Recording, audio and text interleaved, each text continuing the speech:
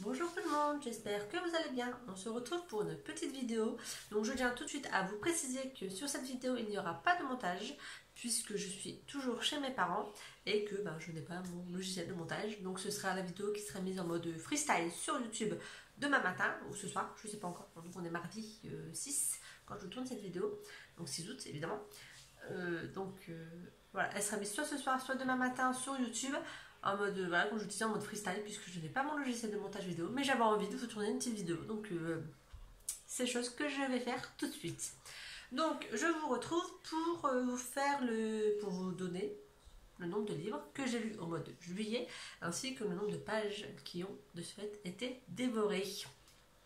Donc, comme vous le saviez, j'ai fait une pile à lire de l'été 2019. Je vous invite à aller voir la vidéo. Si vous ne l'avez pas encore vu. Donc j'avais prévu je ne sais plus combien de livres, sachant que comme d'habitude je fais une pile à lire, je la suis plus ou moins, puisqu'en fait je lis des livres qui sont dedans, mais je lis aussi des livres qui ne sont pas dedans. C'est pas grave, donc là ici il y a la pile à lire qui est prévue pour cet été, et tout ce qui est stabiloté, je vais y arriver, tout ce qui est stabiloté, ce sont les livres qui ont déjà été lus. Donc, désolé.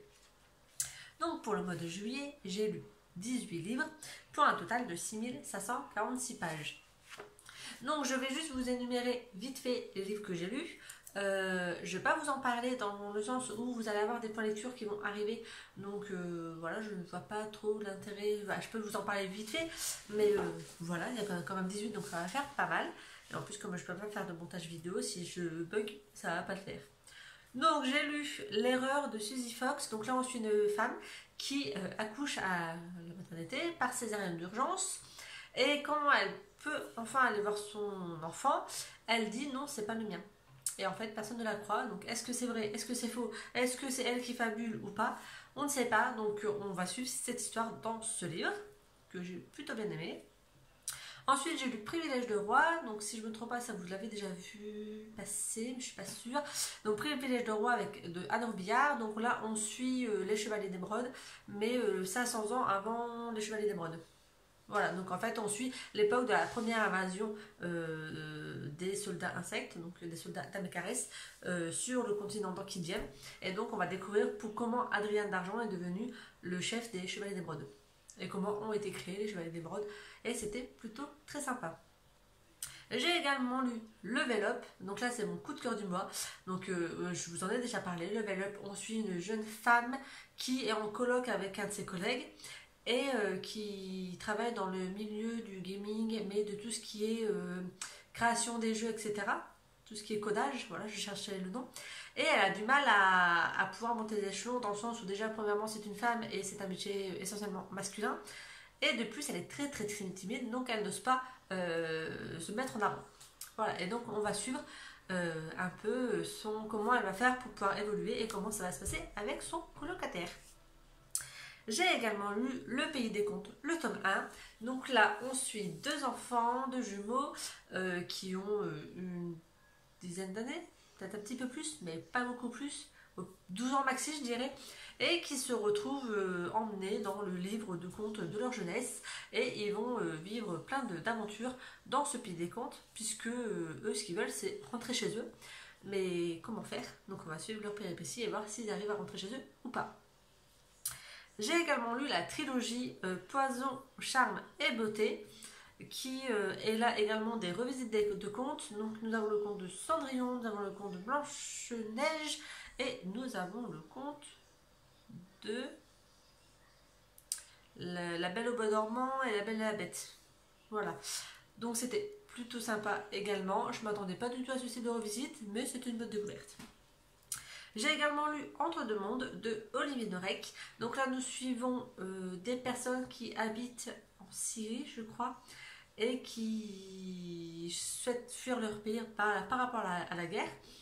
Et on va également découvrir comment c'était dans la jungle de Calais, là où se retrouvait le plus grand camp de réfugiés de France, ou tout au moins du Nord-Pas-de-Calais, où les réfugiés allaient pour essayer de partir en Angleterre. J'ai également lu Ma vie pour la chaîne de Jodie Picoult. Donc là, on va suivre une famille qui a 2 enfants dans un premier temps, donc un garçon et une fille. Leur petite fille, quand elle a 3 ou 5 ans, ils apprennent qu'elle est malade et qu'il lui faut une greffe, qu'il lui faut des greffes, etc. pour réussir à survivre. Et donc, ils vont décider de faire un autre enfant compatible à 100% avec la grande sœur pour pouvoir la soigner du mieux possible. Et donc de ce fait, on va suivre donc 15 ans plus tard. Oh, il y a ma maman qui vient de passer. Ah, tu seras sur YouTube, maman. Tant pis pour toi. J'ai pas mon montage vidéo. Donc, on va suivre donc, cette jeune fille qui a donné plusieurs fois son sang, etc. pour sa grande sœur. Mais arrivé à un moment, là, on lui demande de donner son rein et elle n'est pas d'accord. Donc, sauf qu'en fait, on ne lui demande pas son avis. On lui dit donne ton rein. Donc, on va suivre ça. Est-ce qu'elle va être obligée de donner? Comment va-t-elle faire pour pouvoir donner son avis? Voilà. J'ai également lu November 9, désolé pour mon anglais, il est complètement pourri, de Colleen Hoover. Donc c'est le premier Colleen Hoover que j'ai lu. J'étais pas spécialement pour lire du Colleen Hoover, mais ma soeur elle m'a dit vas-y lis-le, il est sympa. Donc sachant qu'on n'est pas du tout romance, mais voilà, elle m'a dit lis-le, il est sympa. Et effectivement, il était sympa. Donc on suit 2 jeunes gens, donc une fille et un garçon, qui se rencontrent la veille du départ de la fille qui souhaite partir vivre à New York. Pour devenir actrice au théâtre. Lui souhaite devenir écrivain et en fait il se donne le défi entre guillemets de se retrouver tous les 9 novembre pendant 5 ans mais de n'avoir aucune interaction entre deux en fait, ni sur les réseaux sociaux, ils n'ont pas de téléphone portable, ils n'ont pas leur adresse mail, voilà, ils ne savent pas rien de l'un de l'autre sauf qu'ils se retrouvent le 9 novembre à un point de rendez-vous fixé l'année précédente. Voilà, et c'était plutôt très sympa. Ensuite, j'ai lu Darkest Minds, le tome 4, donc c'est Les Insoumis. Donc là, on se retrouve quelques mois après la libération des camps, des Insoumis, donc les camps où il y a les psys qui sont enfermés. Donc on se retrouve quelques mois plus tard et on va suivre... comment elle s'appelle? Ah, j'ai un trou de mémoire. On va suivre la plus jeune. La plus jeune, elle va nous expliquer comment ça se passe avec le nouveau gouvernement, les psys, comment ils ont, quelle place ils ont maintenant dans la société. Bref, donc on va suivre ça. Je vous en dis pas plus. On se reverra en point lecture. J'ai également lu La malédiction de la momie. Donc ça, c'est un chair de poule. Je vous en ai déjà parlé normalement, mais bref, c'est un chair de poule. C'est un livre de jeunesse qu'il me fallait lire pour mon défi. J'ai également lu L'expédition disparue. Donc là, on va suivre un navire dans les années 1780 qui s'en va en expédition, mais pour essayer de trouver un trajet plus court pour le commerce, mais ça va pas du tout se passer comme c'est prévu. Et on va suivre l'aventure de 2 mousses qui se sont engagées sur ce navire pour suivre des aventures. Et voilà. Je vous en dis pas plus non plus, mais c'était pas mal aussi. J'ai lu également Tomb Quest, le tome 1. Donc là, on suit un jeune homme qui est dans le musée où sa mère travaille. Et il va se passer des choses plutôt bizarres. Les momies vont se mettre à vivre, etc. Parce qu'en fait, ce jeune homme est malade. Et la mère, elle va faire une incantation, entre guillemets, pour le sauver. Mais en fait, ça va réveiller des forces obscures. Et sa mère va disparaître. Et le jeune homme va se lancer à la poursuite pour essayer de retrouver sa maman. Voilà, donc c'est pareil, c'était sympa. J'ai le tome 2 et 3 sur ma liseuse. J'ai également lu Fais un vœu. Donc là, on suit une jeune fille, une ado, qui vient d'emménager dans une nouvelle ville suite au décès de sa sœur jumelle. Elle va aller voir une couturière pour faire réparer une robe de sa sœur pour aller à un truc avec sa mère. Et il s'avère que la robe qu'elle va récupérer sera magique et donc elle va avoir le droit donc, à 3 robes et chacune exauce un vœu, mais un vœu qui vient vraiment du fond du cœur, pas n'importe quel vœu. Et voilà, donc c'était très sympa également. Autour de Jupiter, c'est un livre que j'ai beaucoup aimé. On suit un jeune homme qui est papa et ça me fait rire parce que ma mère elle regarde mais en fait elle est derrière.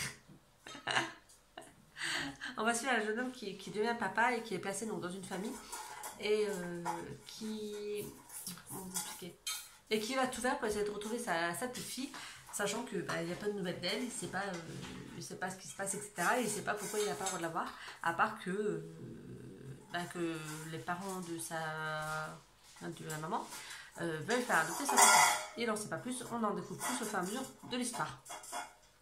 J'ai également lu Tu as promis que tu vivrais pour moi. Donc là, c'est un livre que vous avez déjà vu passer plusieurs fois sur la Booksphère, puisque on suit donc deux amies, une décède et elle dit à sa meilleure amie de vivre pour elle deux pour réaliser des choses. Et donc tous les mois, sa meilleure amie va devoir ouvrir une lettre que son autre amie décédée lui a écrit avant son décès, et elle va devoir réaliser ce qui lui est demandé dans la lettre.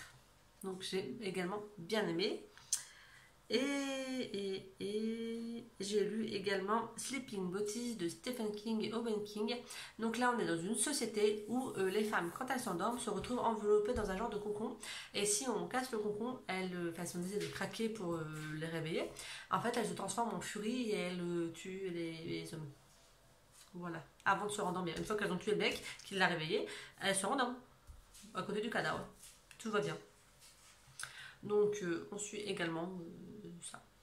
Et c'était plutôt très sympa. Il m'a fallu longtemps pour le lire parce que c'est un livre qui fait 850 pages, mais j'ai vraiment beaucoup aimé. Bref, donc tout ça pour vous dire que j'ai bien bouquiné au mois de juillet. Là on est le 6 et j'ai déjà lu 2 livres, je crois. 2 ou 3 livres, mais je crois que c'est 2. Donc voilà, donc je commence bien aussi mon mois d'août. Et de toute façon, je vous retrouve comme d'habitude pour une autre vidéo. J'espère que celle-ci vous aura plu. Je suis désolée qu'il n'y ait pas de montage vidéo, mais c'est le freestyle des vacances. Et voilà, tout simplement. Si vous avez bouquiné au mois de juillet, vous avez la possibilité de lire, n'hésitez pas à me le dire en commentaire. S'il y a des livres que j'ai lus qui vous tentent, dites-le moi également. Et puis voilà, on se retrouve pour le mois prochain pour mon bilan du mois d'août. Sur ce, je vous souhaite une bonne fin de semaine, de bonnes vacances si vous êtes en vacances, beaucoup de courage si vous travaillez, et je vous dis à très bientôt pour une autre vidéo. Bye!